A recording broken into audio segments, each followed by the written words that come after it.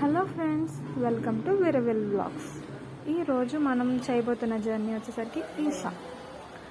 అలా మొదలు పెడదామా జర్నీకి?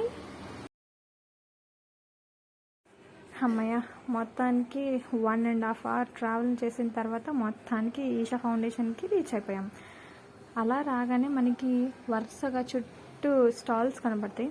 ఈ స్టాల్స్లో మనకి కావాల్సిన ఫుడ్ తినచ్చు.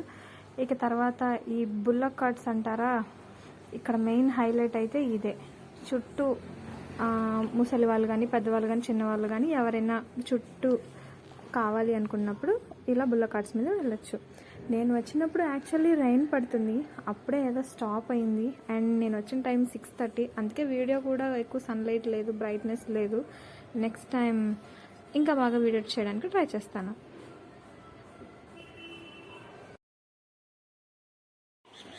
ముందుగా కోయంబత్తూర్కి రీచ్ అయిన తర్వాత గాంధీపురం బస్ స్టాండ్కి వెళ్ళాలి. అక్కడి నుంచి ఈషా బస్ అని చెప్పి అక్కడ బోర్డ్స్ మీద రాసి ఉంటుంది. అలాగే బస్ మీద కూడా డిజిటల్గా డిస్ప్లే చేసి ఉంటుంది అన్నమాట.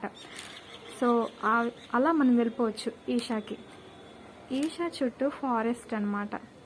ఇక క్లైమేట్ ఉంటుందండి, బ్యాక్ సైడ్ చుట్టూ మౌంటైన్, సన్సెట్. ఇక మీరు జీవితంలో మర్చిపోలేరు అనమాట. ఆ ఎన్విరాన్మెంట్ని కానీ, క్లైమేట్ని కానీ అంత బాగుంటుంది. మళ్ళీ మళ్ళీ వెళ్ళాలనిపిస్తుంది. అంత బ్యూటిఫుల్ ప్లేస్ ఈషా.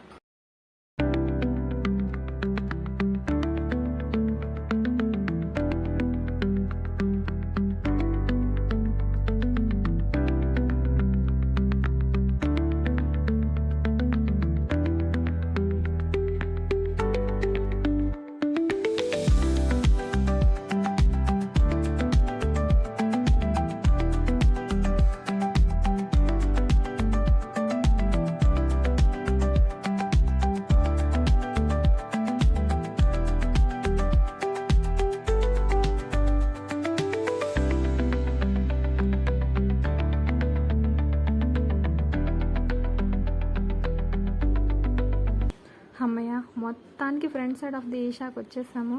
ఇక్కడ చూడండి ఎంతమంది జనాలు ఉన్నారు. ఏంటి ఈ అమ్మాయి ఇలా దండం పెట్టేస్తుంది అనుకుంటున్నారా? తను నా ఫ్రెండ్, ఫోటోకి పోజ్ ఇస్తుంది. ఇంకా అలా తను కూడా రికార్డ్ చేస్తాను అనమాట, తనకు తెలియకుండా. సో చూడండి ఎంతమంది జనం ఉన్నారు. అందరూ కూడా నైట్ 7కి వేసే లేజర్ షో కోసం వెయిటింగ్ అనమాట. అందులో నేను దాన్ని. ఈ లేజర్ వీడియో అనేది నేను మీకు నెక్స్ట్ వీడియోలో ఫుల్ వీడియో అప్లోడ్ చేస్తాను. ఇప్పుడే సంధ్యాహారతి ఇచ్చారు, సూపర్గా ఉంది సంధ్యాహారతి మాత్రం.